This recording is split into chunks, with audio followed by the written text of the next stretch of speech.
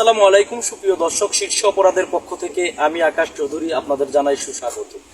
প্রিয় দর্শক, আমি আজ যে বিষয় আপনাদের সামনে তুলে ধরছি, কুমিল্লা হোমনা থানার শিক্ষকের হাতে শিক্ষার্থী নির্যাতন।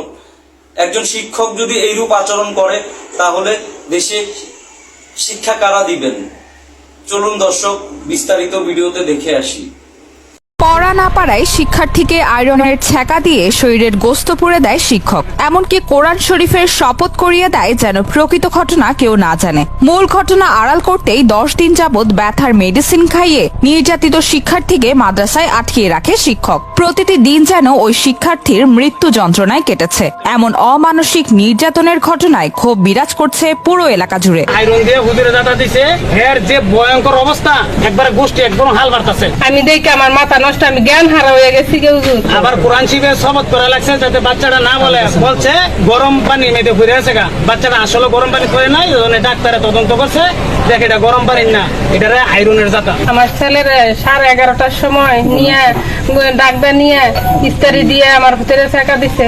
16 সেপ্টেম্বর কুমিল্লার হোমনা উপজেলার ভাসানিয়া ইউনিয়নের নয়াকান্দি মমতাজিয়া আসমতিয়া হাফিজিয়া মাদ্রাসার শিক্ষক সাইফুল ইসলামের বিরুদ্ধে শিক্ষার্থী আব্দুল কাইমের উপর এমন নির্যাতনের অভিযোগ উঠে। ঘটনাটি ঘটে গত 16 সেপ্টেম্বর। সেদিন আব্দুল কাইমকে মাটিতে উল্টিয়ে শুইয়ে শিক্ষক তার পিঠের ওপর চেপে বসে এবং মাদ্রাসার 3 জন ছাত্র তার 2 পা ও হাত ধরে রাখে। এরপর শিক্ষক সাইফুল ইসলাম কাপড়ের ইস্ত্রি মেশিন গরম করে তার পা এবং পাছায় আনুমানিক 5 মিনিট ছ্যাঁকা দেয়। এই সময় সে চিৎকার দিতে চাইলে এক ছাত্র তার মুখ চেপে ধরে। পরে সে অসুস্থ হয়ে পড়লে 10 দিন মাদ্রাসায় আটকে রেখে স্থানীয় বাজার থেকে মেডিসিন এনে খাওয়ানো হয়। ভুক্তভোগী শিক্ষার্থী আব্দুল কাইম, তিনি হোমনা উপজেলার চান্দেরচর 7 নং ওয়ার্ডের প্রবাসী মোহাম্মদ আব্দুল কাদিরের ছেলে।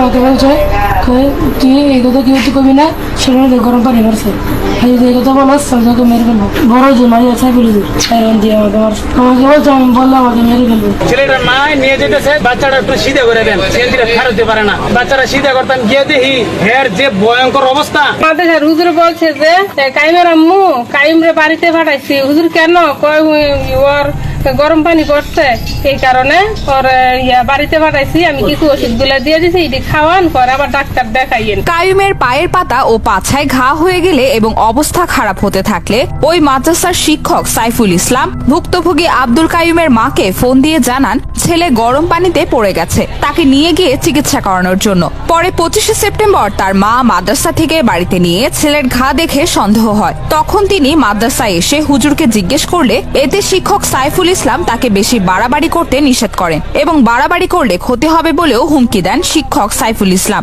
তিনি বাড়িতে গিয়ে ছেলেকে ভালো করে জিজ্ঞেস করলে ছেলে সত্য ঘটনা বলে দেয় আব্দুল কাদির। এ সময় চিকিৎসার জন্য তাকে উপজেলা স্বাস্থ্য কমপ্লেক্সে নিয়ে গেলে উন্নত চিকিৎসার জন্য তাকে ঢাকায় রেফার করেন চিকিৎসক। 3 দিন পরে আমি গেলাম, আমি হুজুর আপনি যে গরম পানির কথা বলছেন এটা তো কোনো গরম পানির কোনো ছেঁকা না। কয় না না, আপনি বেশি বাড়াবাড়ি করবেন না, বেশি বাড়াবাড়ি করলে ক্ষতি হইব। এই কারণে আমি বাড়িতে ফোলারে চাপ দিলাম। চাপ দেওয়ার কারণে ফোলায় আমার কাছে তারপর বলছে যে আমার বড় হুজুরে আমার ইস্তারি দিয়ে 5 মিনিট ধরে রাখছে, 3 ছাত্র ধরে রাখছে, আর কেন বড় হুজুরে কেন আমার ছেঁকা দিচ্ছে।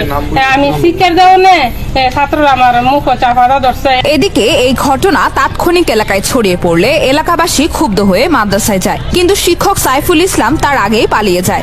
এদিকে সংবাদ পেয়ে হোমনা উপজেলা নির্বাহী অফিসার খেমালিকা চাকমা রাতেই ঘটনাস্থল পরিদর্শন করেছেন। ঘটনার সুষ্ঠু বিচার করার আশ্বাস দিলে উত্তেজিত বিক্ষুব্ধ জনতা শান্ত হয়। মাদ্রাসা আপাতত বন্ধ রয়েছে। 10 দিন ধরে আটকে লাগছে, সব হুজুর মিললে এখানে যাতে এটা কোনো প্রকাশ না হয় এই বাজে এটা দিয়ে লাগছে। এই ঘটনায় ভিকটিম আব্দুল কাদিরের মা বাদী 5 জনকে আসামি করে হোমনা থানায় একটি মামলা করেছেন।